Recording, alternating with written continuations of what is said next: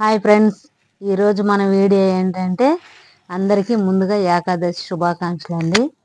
ఈరోజు మన వీడియో పుట్నాల పప్పుతోటి పిండి కొట్టుకోవటం, శనగపప్పు అదే తినే శనగపప్పు పిండి కొట్టుకోవటం.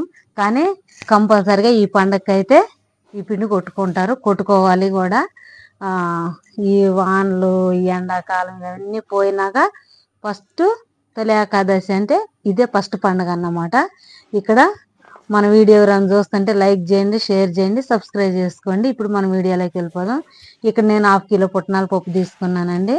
1/2 కిలోలకి 1/4 కిలో బెల్లం తీసుకున్నాను. ఒక ఎండి కొబ్బరి చెప్పు ఒకటి, ఒక 5 ఆలుక్కాయలు, ఇవే ఈ పిండికి కావాల్సినవి. ఇప్పుడు మనము ఒక మిక్సీ జార్ తీసుకొని ఈ పిండిని మిక్సీ పట్టుకొచ్చుకుందాం. పుట్నాలు వేసుకొని మిక్సీ పట్టుకొచ్చుకోవాలి. ఇదిగో చూసారా, నా చేతిలో ఇలాగా కొంచెం బరగ్గా ఉండాలన్నమాట. లేకపోతే మనం తినేటప్పుడు అంగిలికి ఇట్లాగా అతుక్కున్నట్టు ఉంటుంది. అందుకని కొంచెం బరగ్గా పట్టుకోవాలి చూసుకొని. ఇప్పుడు మనం ఈ మిక్సీలో పట్టుకొచ్చుకున్నాం కదా, ఆ పట్టుకొచ్చుకున్న పిండిని ఒక బేసిన్లోకి పోసేసుకున్నాము. కానీ చాలా బాగుండిద్దండి, చాలా టేస్ట్ ఉండిద్ది.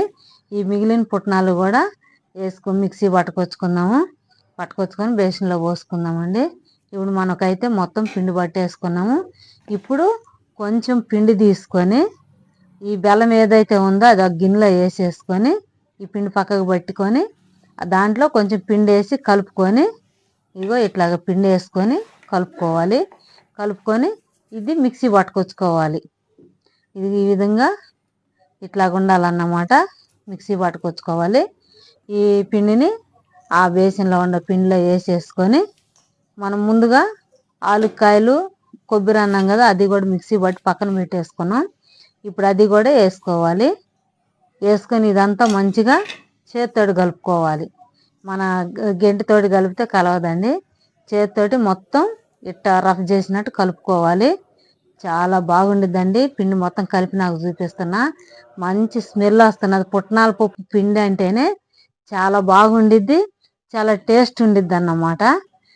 ఖచ్చితంగా అసలుకి ఈ పిండి అయితే మాకు చిన్నప్పుడు మా అమ్మ కొట్టి పెడుతుంటే మాకైతే చాలా బాగుండేదండి. కొట్టి బెల్లం కలిపిన కానించి పక్క నుండి తింటమే సరిపోయేది మాకైతే. అప్పుడు కాలాల్లో పిండి భలే కొట్టేవాళ్ళు అండి. మీరు కూడా ఒకసారి ట్రై చేయండి. Thank you for watching.